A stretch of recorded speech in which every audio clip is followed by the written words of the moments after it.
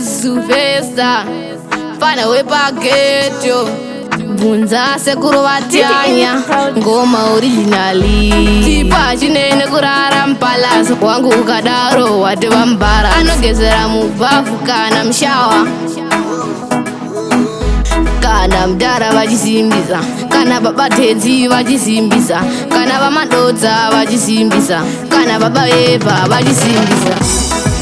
Saka pasi pano hapana munhu asina chipo, asi chakanaka kuziva pane chipo chako. Saka pasi pano hapana munhu asina chipo, asi chakanaka kuziva pane chipo chako.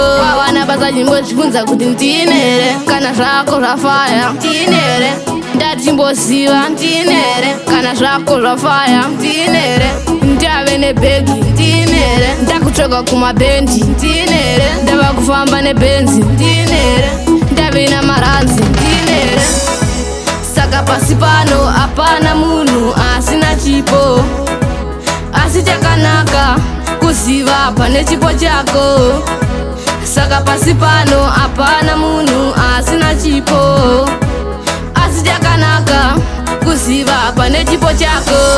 Kana mutambi webhora kana dokta chaiye kana nesi chaiye kana ticha chaiye kana DJ chaiye kana murovi chaiye kana mbavha chaiye kana chidakwa chaicho. Saka pasi pano hapana munhu asina chipo, asi chakanaka kuziva pane chipo chako. Saka pasi pano hapana munhu asina chipo, asi chakanaka kuziva pane chipo chako.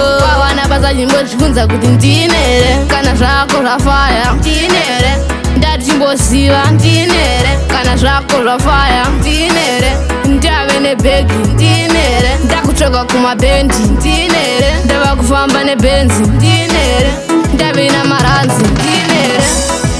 Saka pasi pano hapana munhu asina chipo, asi chakanaka kuziva pane chipo chako.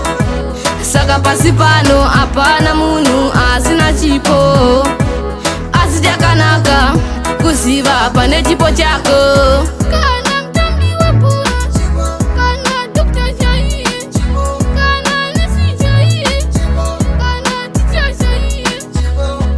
Saka pasi pano hapana munhu asina chipo, asi chakanaka.